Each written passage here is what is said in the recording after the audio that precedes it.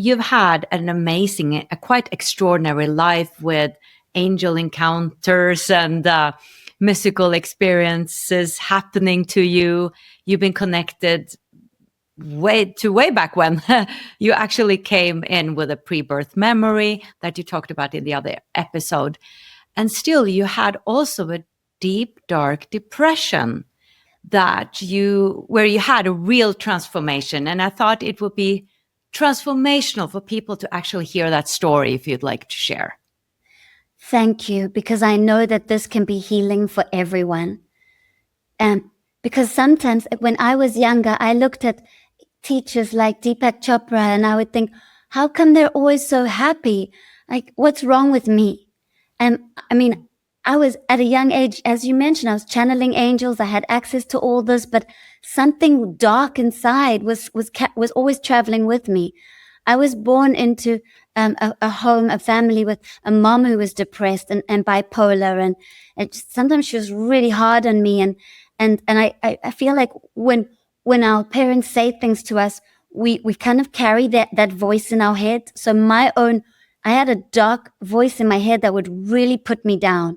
And sometimes, I've got to be honest, sometimes it'll still come in, but way, way less, because I'm still human, even though I can access all of this. And I love being human, and I feel like that's an important part of this. And so there's two major things that happened. I was going through a breakup, and I was so attached to the person, and I was so hurt. Wow, the whole frequency is going high. And this is very healing for everyone. I went on a 10-day Vipassana silent retreat to face my own shadows. And it's emotional. On day 5, that heaviness, that depression inside of me came up to the surface, and that dark voice inside of me, it looked at me and it said, Natalie, don't worry if you don't get through this. Once you leave the Vipassana, you go to the hotel room and you just hang yourself like you've done in a past life. And I just started trembling, like my whole body started shaking. I was crying. I was amongst 80 other meditators. So the teachers took me to the back and they just held space for me, crying and crying. I don't know for how long, but I faced my darkness. I faced it and I witnessed it. And instead of judging it or trying to run away from it, I sat with it and it moved through my body, like physically, as tears, as like shaking. And when I could breathe again, because it was quite like that, I looked at the teachers and I said, will this depression and this darkness ever come back? And they said, once you sit with it, once you allow it, it will dissolve and it will never come back as that darkness that it was. And I can promise you from my own experience, I have never felt depression again. I have felt sadness, but I observe sadness as an energy wave that moves through the system. I don't attach to it and say, I am sad. I say, oh, sadness is moving through me. And when we allow emotion to move through us, it moves through in 90 seconds. So I no longer had an attachment to it. But then something else happened.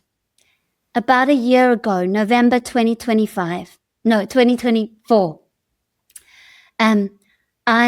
2024, sadness was starting to creep back, but not as depression, but as sadness. And I started to feel it. And I'm a great healer. I help so many people and a great teacher, and I'm seeing so much transformation. So I knew that I was coming up for another massive expansion, another transformation. I don't see emotions or mental patterns as a bad thing. I see it as like, something's ready to release. Something good's coming. But because I'm psychic, I always kind of use my ability to uncover. So I'll look, is it ancestral? Is it past life? So I'm still using mind there. This time, a deep voice came in and said, don't use psychic ability. Sit inside your sadness and something's going to happen. So without mind trying to pick up and unfold what was going on, I allowed myself to sit with that hollow, empty feeling in my heart. And I allowed myself to be sad, and something powerful unfolded. Instead of judging a sensation and an emptiness inside of me and calling it sadness, I stopped naming it. And when we sit with whatever is arising, sitting with it means acceptance. Acceptance is infinite love, not mind-made love, infinite love. Infinite love is wholeness. We return to wholeness. So what happened for me is where I started off on the outside, I was in my mind trying to pick it apart. Then I dropped into my emotions and started feeling the emotion of sadness. Then I dropped into this vulnerable space of unknown. I couldn't name it. I couldn't understand it. It was just sensation of emptiness. And then something happened. The fear of the unknown, which is what we all have, the ego, the lower mind, fears that it will no longer have a position. It fears that it will no longer exist. I faced that, and I no longer fear death or the unknown or that uncomfortable feeling. I went into it, and all of a sudden, it's like I woke up from a sleep. There was no mind there. I opened my eyes, and my room turned into energy. The walls started moving, and everything went into violet light and then disappeared for a moment, and I wasn't scared. There wasn't even the mind-made I. There wasn't the thing that I call Natalie. There was just energy. And then, boo, I came back, and my thinking mind came back in and was trying to understand what just happened. And then I was like, wow, I've just come home to the infinite. I've bypassed everything that the lower mind is scared of, and I've come back. And then I came back and I had my mind again, and I was human, and I no longer was scared of that emotion. And now every time an emotion comes in, I'm able to witness it and just be with it. And it just means that emotion no longer has control over me. Wow. Thank you so much for sharing. That was healing to listen to. Yeah. Powerful. And my question is this an advice that you can give to everyone to sit with it? Or should maybe some people need to sit with a therapist doing this?